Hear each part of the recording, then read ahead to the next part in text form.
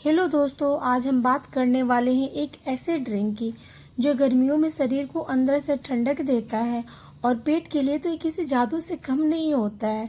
बाहर की गर्मी को तो हम कुछ कर नहीं सकते हैं, बट हम अपने शरीर को कूल रख सकते हैं, रिफ्रेश्ड और हाइड्रेट रख सकते हैं। तो चलिए इसे हम बना लेते हैं। मैंने यहाँ पे एक बेल ली है, उसको धोने के बाद में फर्श पे पटक के मैंने फोड़ ली है। आप इसे पत्थर की सहायता से भी तोड़ सकते हैं, पत्थर से मार करके, या फिर हथौड़ा होगा आप उससे भी मार करके इसे फोड़ लीजिएगा। और देखिए ये बिल्कुल ही परफेक्ट पका हुआ है और इसके कितने बड़े बड़े से स्ट्रिंग हैं, क्योंकि पकने के बाद में ना ये बहुत ही, इसका जो पल्प होता है बहुत ही स्मूथ हो जाता है। और इसका जो सीड होता है ना, सीड के आसपास में जो लस्से होते हैं, यानी कि जूस जो होता है सीड के पास में, और चिपचिपी सी होती है वो वाली जूस, तो पेट के लिए बहुत ही फायदेमंद होता है।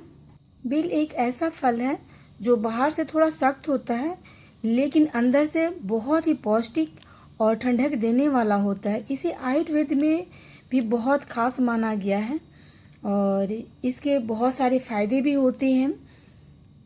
और ये जो हमारे शरीर को अंदर से ठंडक रखता है, पेट की समस्या में भी मदद करता है, जैसे कब्ज और एसिडिटी को भी ये ठीक करता है।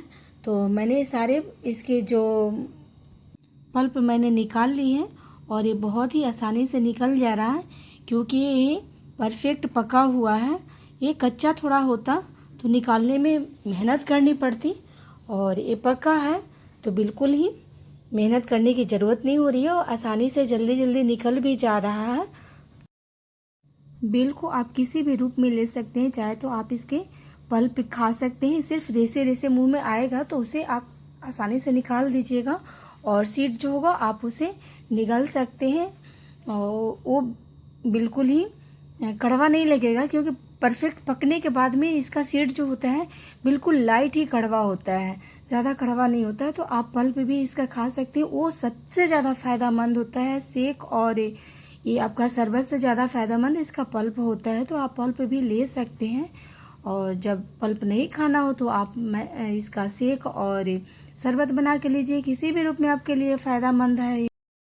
और हाँ दोस्तों, बेल के फल के साथ साथ में इसका पतिया जो है ना, वो भी कई सारी बीमारियों के इलाज में हम यूज करते हैं। अब हमने एक बोल लिया है और इसमें हम बेल के सारे पल्प को इसमें ट्रांसफ़र कर लेते हैं, और इसमें हम डालेंगे ठंडा ठंडा पानी।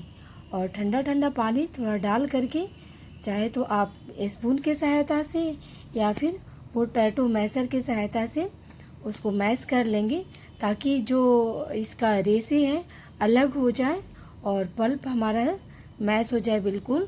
और इसका जो सीड है ना, सीड में जो लसीला पदार्थ होता है, यानी जो लस्सा होता है, वो भी हमारे ये पल्प में मिल जाएगा, तो हमारे पेट के लिए बहुत ही फ़ायदा करने वाला बन जाएगा। ये बेल का पल्प जो है वो बहुत ही अच्छे तरह से मैश हो गया है। अब हम एक सीव लेंगे और बोल, उसमें सीव में थोड़े थोड़े से पल्प डालेंगे और उसमें ठंडा ठंडा पानी डाल करके अच्छे से इसके सारे पल्प हम निकाल लेंगे, ताकि छन्नी से हम निकालेंगे ना तो उसके रेसे और सीड अलग हो जाएंगे आसानी से।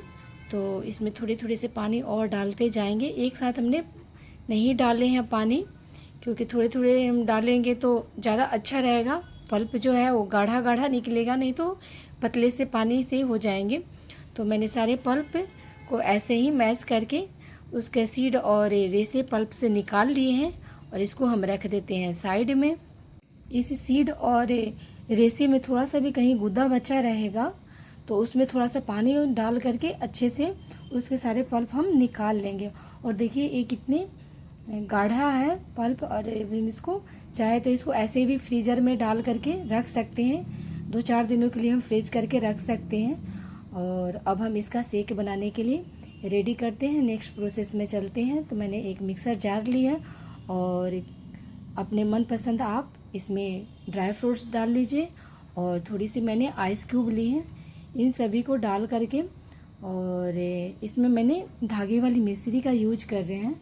आप चाहे तो यहाँ पे खजूर का भी यूज कर सकते हैं स्वीटनेस के लिए, या फिर गुड़ भी डाल सकते हैं। गुड़ लेकिन अभी गर्म है, तो गुड़ के जगह पे आप हनी का यूज कर लीजिए, तो भी बहुत फ़ायदा देने वाले होता है।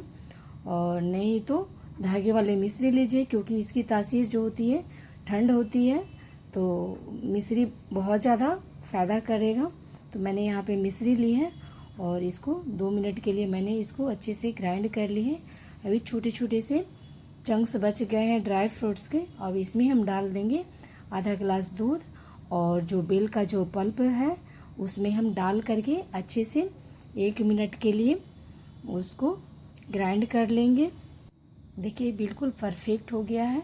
आपको मैं दिखाती हूँ, छोटे छोटे से चंक्स बचे हुए अभी भी, तो क्योंकि मैंने आइस क्यूब के साथ में डाल करके उसको पीसी ग्राइंड करी थी ना, तो इसलिए यदि आपको बिल्कुल ही बारीक चाहिए तो थोड़ा देर और आप उसे ग्राइंड कर सकते हैं।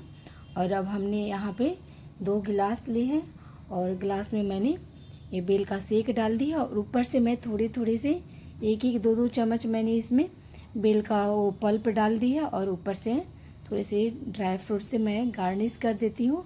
और मेरे पास ये रोज पेटल्स हैं, तो इसके ऊपर से हम थोड़े से डाल देंगे। आप इसके ऊपर से केसर भी डाल सकते हैं।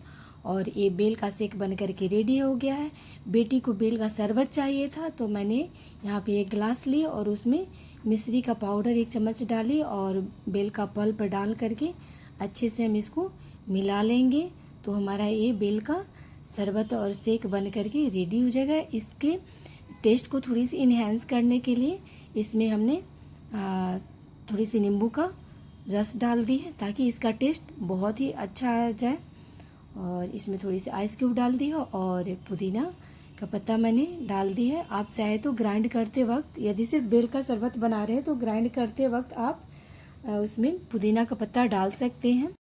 अगर आपने कभी इसको नहीं पिया होगा तो मेरे कहने पर एक बार ज़रूर ट्राई कीजिए, फिर आप तो इस ड्रिंक का फ़ैन हो जाइएगा और ये आपका फेवरेट समर ड्रिंक बन जाएगा। गर्मी के सीज़न में ही तो आपको ये मिलेगा, बट जैसे ही सीज़न ख़त्म हो जाएगी ये वाली ड्रिंक आपको बहुत याद आएगी।